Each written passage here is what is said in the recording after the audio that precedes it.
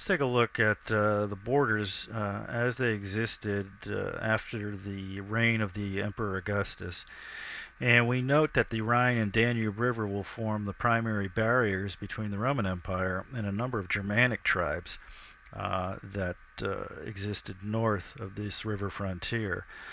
As time goes by, the Romans will expand into Britannia, into the province of Dacia, into the eastern border areas.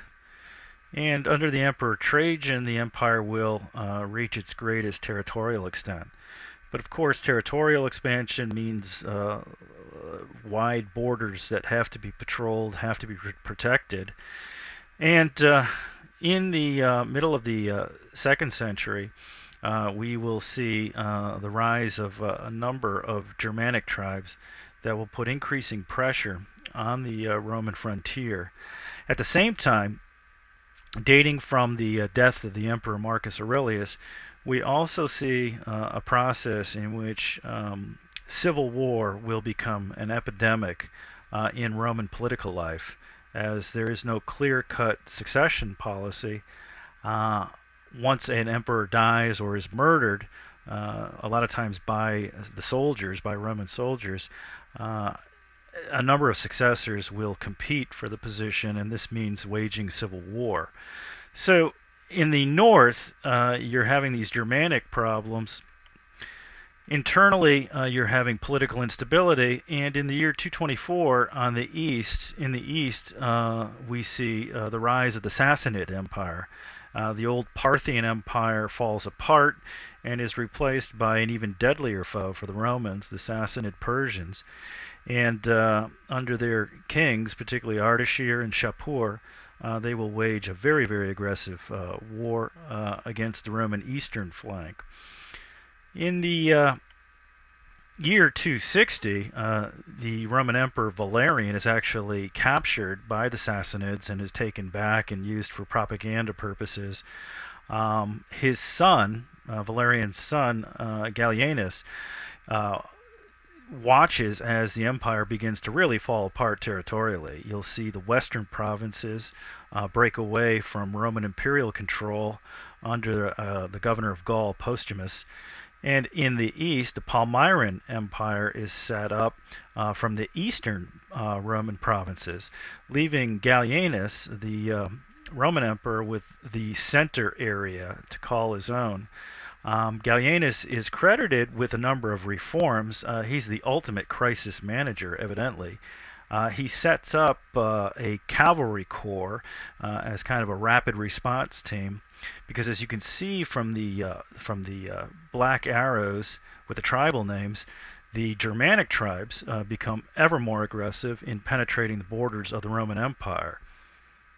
Now, just to give you an indication of how unstable politically the Roman Empire had become, we see this graphic, which indicates Roman emperors and their deaths. By the sword indicates Roman soldiers, by barbarians, natural causes, and suicides.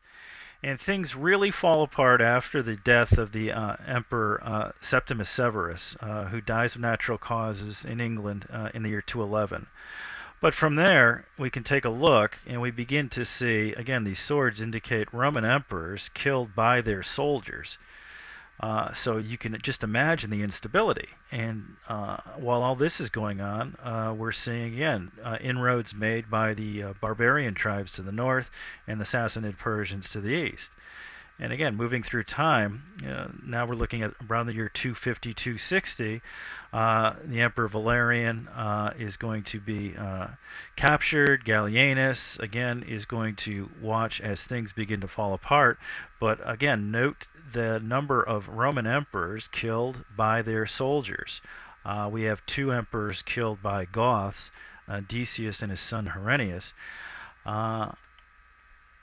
And again, more emperors killed by their soldiers. That's the primary cause of death for these emperors from the year 260 to 285. What you see before you is a graph which indicates the wages of soldiers here in blue And notice how that rises first of all.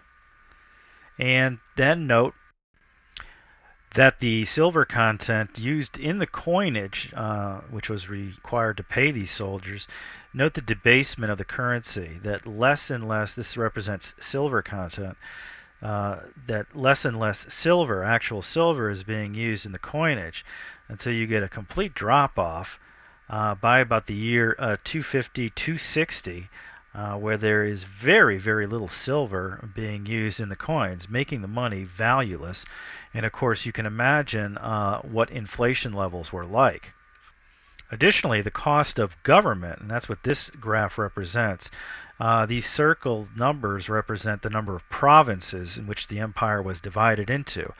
And over time, what you'll see, again, this being the years, 50, 100, 150, 200, over time you'll note the number of provinces increasing. Well, if you remember our maps, you know that between 250 and 300, the empire was undergoing a real crisis in which it could barely hang on to the provinces it had, let alone conquer new ones. So we have to look at this spike in the number of provinces created within Roman territory, and the reason is Roman emperors didn't want provincial governors to become too powerful, so they would chop up the remaining provinces into smaller and smaller units. And what this meant was you needed bureaucrats to govern and run each one of these governmental units within the provinces. So this graph overall represents the costs of expanding bureaucracy as there become more and more provincial units that you have to manage. So you can imagine what government costs looked like at a time when, quite frankly, a lot of the resources of these provinces are being neglected, in the sense that because of border raids, you're not being able to farm as much, you're not being able to collect as much taxes.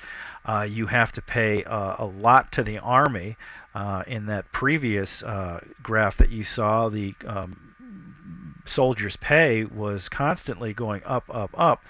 So basically, the empire is facing, in addition to political crises and geopolitical crises, you're facing financial crises. The end result is going to be when the costs of government begin, and here's the black line, the costs of government begin to outstrip the gross domestic product of the empire.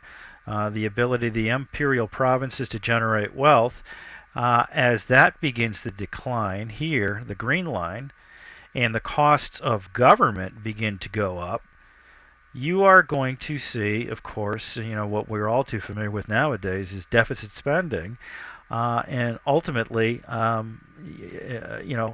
bankruptcy that is going to hinder the empire when it most needs its wealth.